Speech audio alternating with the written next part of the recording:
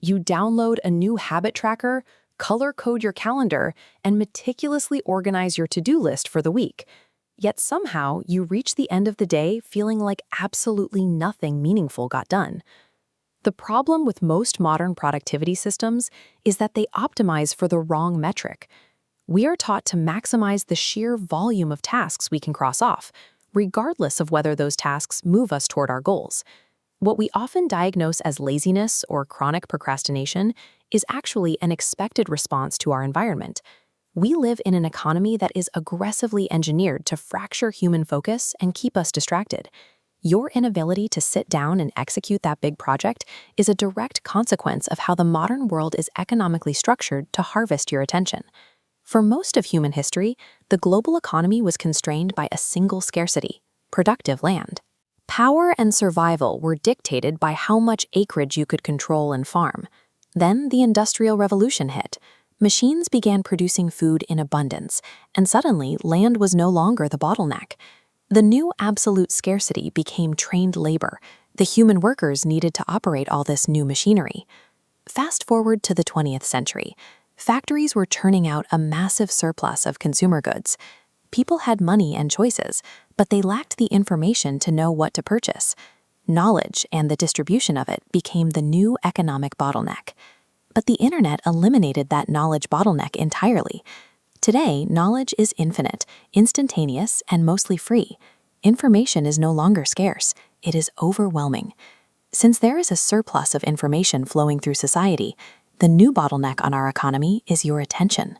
Algorithms, sensational headlines, and endless feeds are all deployed to harvest the only thing that is actually scarce: human focus.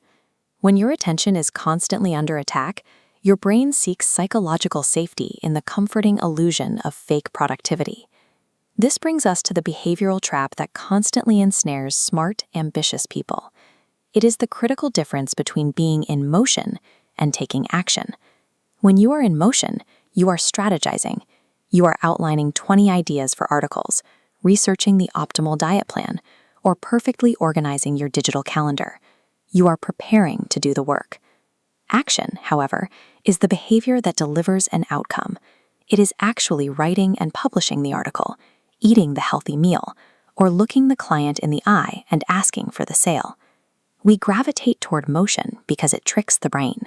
It provides the dopamine rush of progress while neatly avoiding the very real risk of public failure or rejection.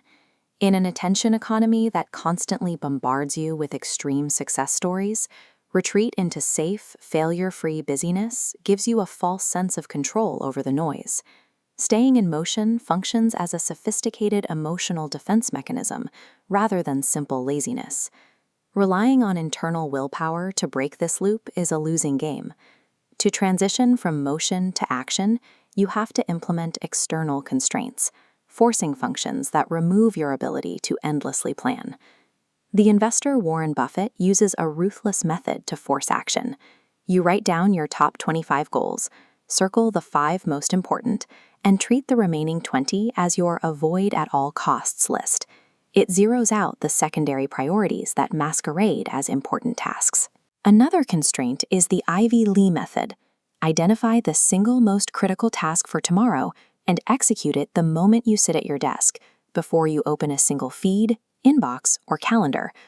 Or consider the author Anthony Trollope, who wrote over 40 books by breaking massive, intimidating projects down into 15-minute intervals.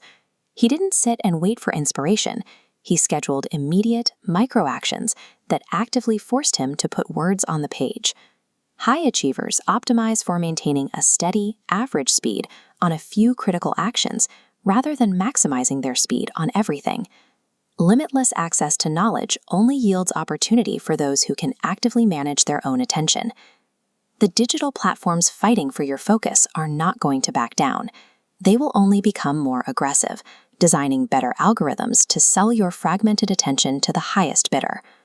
So you are left with a choice. You can continue spinning in the emotional comfort of motion, perpetually preparing to work, or embrace the absolute discomfort of taking action. In the modern era, your focus is your most valuable asset. the ability to control it has become the only viable economic strategy for individual success.